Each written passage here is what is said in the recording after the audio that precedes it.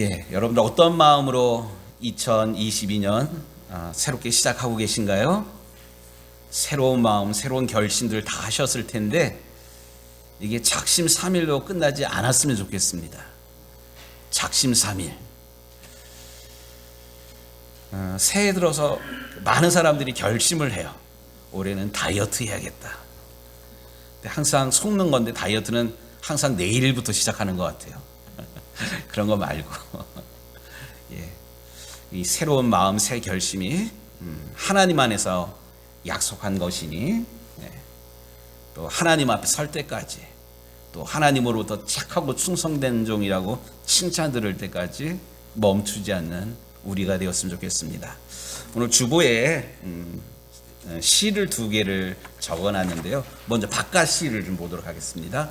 첫 마음 이런 시인데 너무 좋은 시예요. 제가 좋아하는 시 가운데 하나인데 1월 1일 아침에 찬물로 세수하면서 먹은 첫 마음으로 1년을 산다면 학교에 입학하여 새 책을 앞에 놓고 하루 일과표를 짰던 영롱한 첫 마음으로 공부를 한다면 다음 줄에 첫 출근하는 날 신발끈을 매면서 먹은 마음으로 직장 일을 한다면 또 아팠다가 병이 나은 날에 상쾌한 공기 속에 감사한 마음으로 몸을 돌본다면 개업날의 첫 마음으로 손님을 언제고 돈이 적으나 밤이 늦으나 기쁨으로 맞는다면 또 세례받던 날에 빈 마음으로 눈물을 글썽이며 교회를 다닌다면 끝으로 가보겠습니다. 이 사람은 그때가 언제이든지 늘 새 마음이기 때문에 바다로 향하는 냇물처럼 날마다가 새로우며 깊어지며 넓어진다.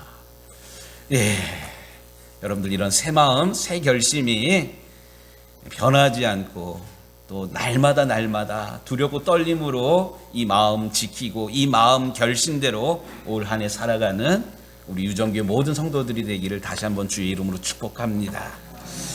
주보 안쪽에 또 시가 있어요. 이건 미국 사람이 쓴 시인데 5연으로 된 짧은 자서전 이런 시입니다. 한번 좀 들어보세요. 나는 길을 걸어갑니다. 보도 위에 깊은 구멍이 있습니다. 나는 그 구멍에 빠집니다. 길을 잃고 맙니다. 무기력한 나. 내 잘못이 아닙니다. 밖으로 나오는 길을 찾는데 영원처럼 긴 시간이 걸립니다. 나는 똑같이 길을 걸어갑니다. 보도 위에 깊은 구멍이 있습니다. 나는 못 본 척합니다. 다시 그 깊은 구멍에 빠집니다. 같은 곳에 다시 빠져 있다는 것이 믿기지 않습니다. 하지만 내 잘못이 아닙니다. 밖으로 나오는데 여전히 긴 시간이 걸립니다. 나는 똑같은 길을 걸어갑니다. 보도 위에 깊은 구멍이 있습니다. 나는 그 구멍을 봅니다. 나는 다시 그 구멍에 빠집니다. 습관이 되어서. 하지만 두 눈을 뜨고 있습니다. 내가 어디서 와 있는지 알고 있습니다. 내가 어디 와 있는지 알고 있습니다. 내 잘못입니다. 나는 얼른 빠져나옵니다. 나는 똑같은 길을 걸어갑니다. 보도 위에 깊은 구멍이 있습니다. 나는 그 길을 돌아갑니다. 마지막 년에 나는 다른 길로 걸어갑니다. 이게 뭔 시냐 하면 우리가 결심은 잘 하는데 매일매일 무너지는 그런 거 있잖아요. 올해는 저 같은 경우에 새벽 기도 갔다 와서 잠자지 말아야지 이런 결심을 했는데 요즘 새벽이 갔다 오면 깜깜해요. 또 운동을 해야지. 추워요. 5분만 더. 이불 속에 들어가요. 못 일어나는 그런 거야. 나 왜 이러지? 자꾸 이렇게 후회하고 안타까워하는 게 저만의 후회는 아니죠. 그러니까 자꾸만 똑같은 실수를, 똑같은 잘못들을 이렇게 반복하고 있는 게 이게 모여가지고 하루가 되고 한 달이 되고 이게 1년이 되고 우리가 이러면서 지금까지 50년, 60년, 70년을 살아왔어요. 오늘 설교의 제목이 내가 자꾸만 빠지는 구멍이 뭐냐, 넘어지는 함정이 뭐냐, 이런 주제를 가지고 오늘 기도원의 말씀을 좀 함께 살펴보려고 합니다. 우리가 잘 알고 있는 기드온, 우리가 몇 주째 기드온에 대한 말씀을 나누고 있지 않습니까? 사실 기드온은 소심한 사람이었어요. 추수를 해가지고 타작을 하는데 너른 데다가 놓고 기쁨으로 타작을 하는 게 아니라 빼앗길까봐 이 포도 즙을 짜는 그런 데다가 놓고 토닥토닥 뭐 이렇게 이렇게 추수를 해요. 소심했어요. 또 하나님이 나타나가지고 우상을 멸하라 그러니까 벌건 대낮에 하지 못하고 밤에 하고 숨어버리고 속심하기 짝이 없는 우리 같은 소시민이에요. 그런데 이런 기도를 하나님이 찾아오셔서 큰 용사여 이렇게 이야기를 하잖아요. 책망하지 아니하시고 그 믿음 없는 기도원을 넌 그런 것도 못 믿냐? 책망하지 아니하시고 기도원의 이야기를 다 들어줘요. 증거를 보여달라고. 우리 민족은 연약한 민족인데 뭘 어떻게 하라는 거냐고. 이런데도 하나님 기도원을 너 비켜. 너 말고 딴 사람 시킬 거야. 이러지 아니하시고 끝까지 참아주셔요. 결국 기도원이 힘을 얻고 하나님의 은혜에 부응을 합니다. 그래서 나팔을 이렇게 부니까 미디안이 쳐들어왔고 미디안이 또 아말렉과 연합으로 쳐들어왔는데 그 숫자가 자그마치 13만 5천 명이에요. 어마어마하게 많은 그런 군대가 쳐들어온 거거든요. 근데 나라를 이렇게 위기 가운데 있는 나라를 구하자고 나팔을 불었더니만 3만 2천 명이 모였어요. 근데 하나님이 너무 많다는 거예요. 왜 많다 그랬을까요? 어쩌다가 이 3만 2천 명이랑 13만 5천 명이랑 싸워서 누가 이기겠어요? 당연히 13만 5천 명이 이기죠. 그런데 어쩌다가 이 3만 5천 명이 이기면 우리가 열심을 내니까 우리가 한 마음이 되니까 이기잖아. 결국 자기 자신을 의지할까 봐 두려워 떠는 사람들 돌려보내라 그랬어요. 여기 모인 사람들 나라를 지키기 위해서 이렇게 모였는데 참 감사합니다. 그런데 두려운 사람, 집에 급한 일이 있는 사람 집에 가십시오 이랬더니만 이 3만 2천 명 중에 2만 2천 명이 돌아가 버린 거예요. 그러니까 10,000명이 남은 그런 거예요. 근데 하나님이 또 말씀하셔요. 이것도 너무 많다는 그런 거예요. 결국 하나님께서 뽑은 사람 몇 명을 가지고 13만 5천 명이랑 싸웠어요?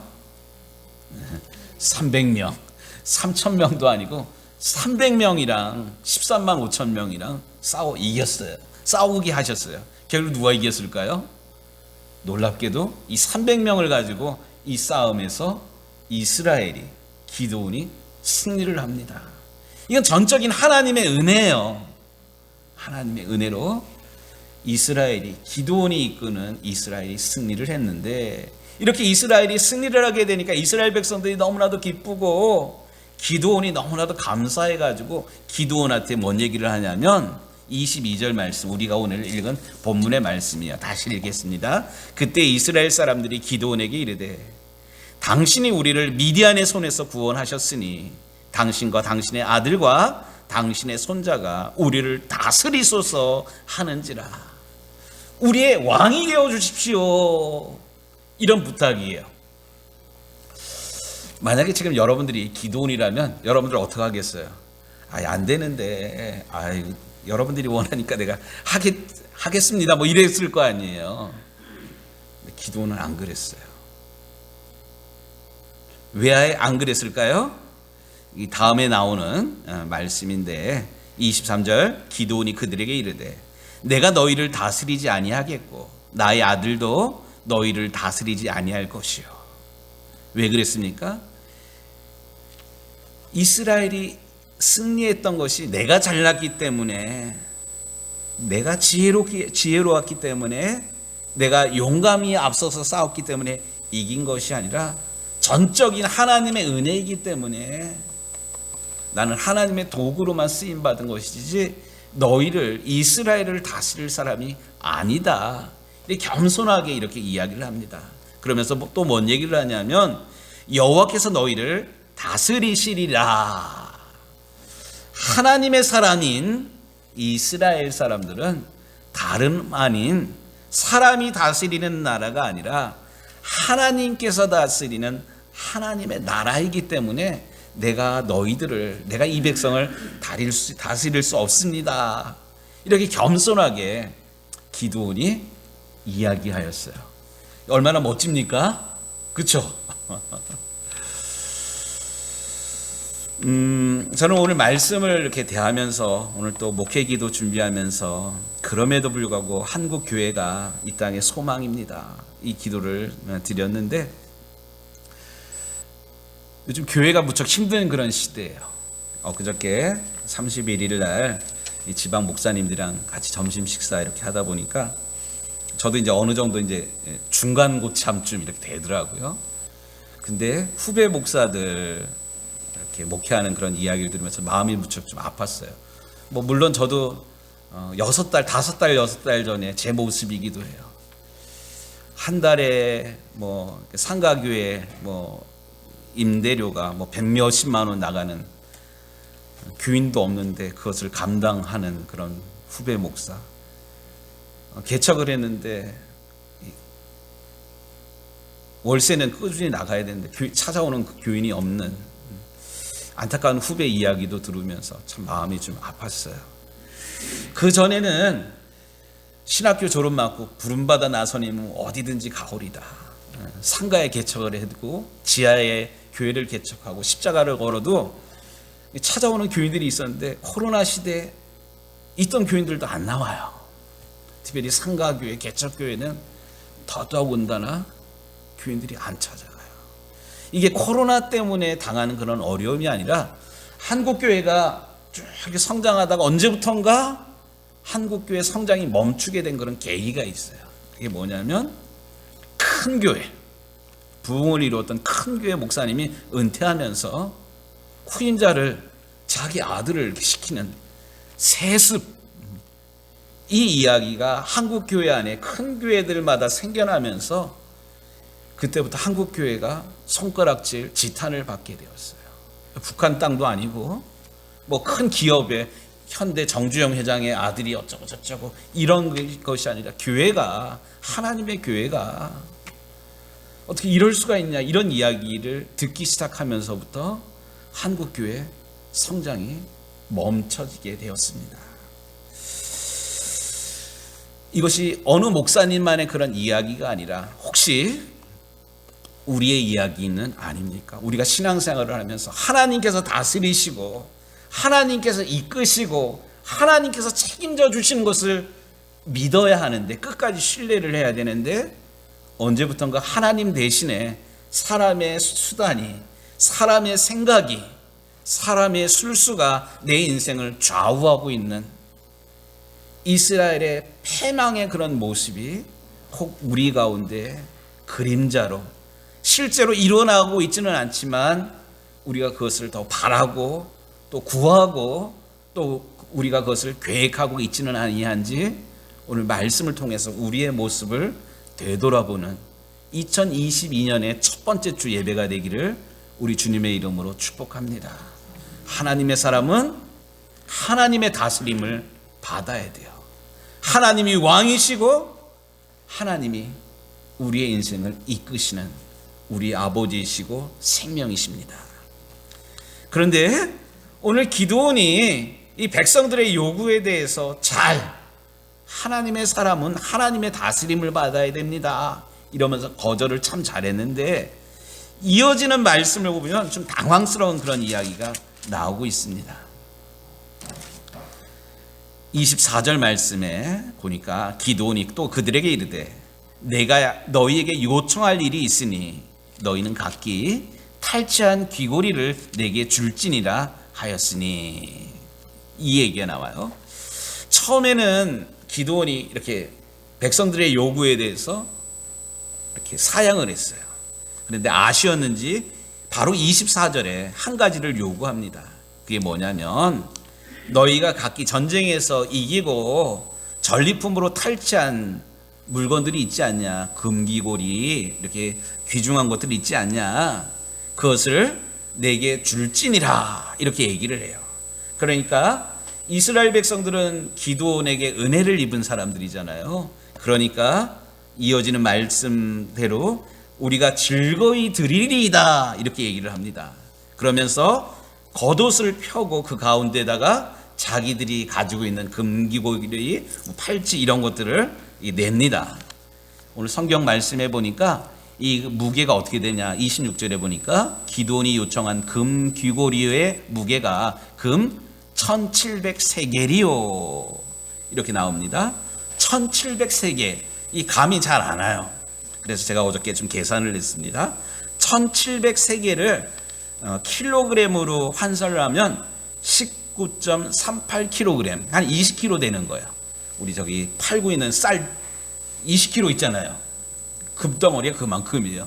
금덩어리가 그만큼이면 값이 얼마나 나갈까요? 우리가 금 한 돈이 3.76g이라고 그러더라고요. 한 4g이 좀 저희 이명자 집사님 탁구공 무게가 어떻게 돼요?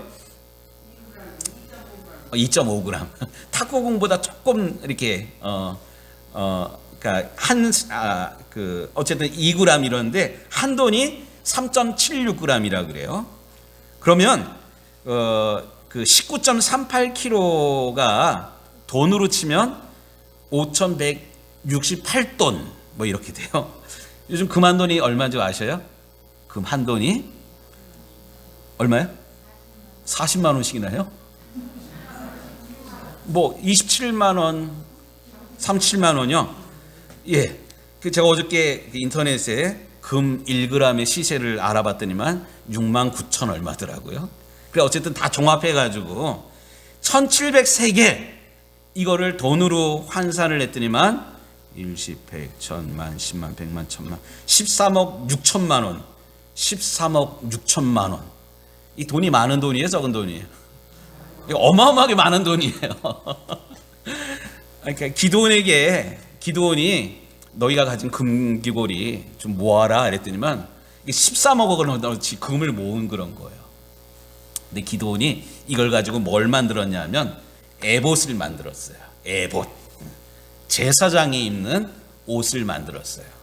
그러니까 출애굽 시대에 모세 시대에도 에봇을 입고 에봇에 우림과 둠빔, 우림과 둠밈, 그러니까 제사장이 입는 옷 앞 여기 이거를 우림이랑 둠빔이라 우림, 둠빔 이러는데 여기다가 손을 넣어가지고 이렇게 뽑는 것을 가지고 하나님의 뜻을 이렇게 묻고 그랬어요. 그러니까 중요한 게 뭐냐면 기드온이 왕은 되지는 않았지만 에봇을 만들어 가지고 놓고 이스라엘 사람들이 실로에 가가지고 예배를 드려야 되는 것 대신에 가지 않고 바로 여기서 하나님의 뜻을 물으려고 이런 종교적으로 좀 나태해지고 종교적으로 하나님이 하는 일을 왕은 아니지만 기드온이 그 역할을 감당하게 됩니다. 자기 처소에서 편하게 하나님의 뜻을 묻기 위해서 우림과 둠빔을 만들었어요. 나중에 우리가 사사기 다음에 사무엘 말씀을 읽게 되는데 이스라엘의 첫 번째 왕 사울왕이 하나님에 의해서 기름 부음 받았지만 하나님께서 버린 하나님으로부터 버림받은 이유가 있어요. 제사를 제사장이 드려야 되는데 전쟁이 나서 적군들이 막 쳐들어오는데 제사장인 사무엘이 늦게 오니까 이 사울왕이 이놈의 영감 왜 늦게 오는 거야? 이런 불편한 마음을 가지고 제사장이 드려야 되는 그 제사를 사울왕이 해쳐버려요. 예배를 해쳐버린단 말이에요. 바로 그것 때문에 하나님께서 사울왕을 버리십니다. 지금 이스라엘도 마찬가지고요. 기드온도 마찬가지예요. 처음에는 거룩한 마음으로 하나님께서 이스라엘을 다스리십니다. 그러니까 나는 왕 안 할 겁니다.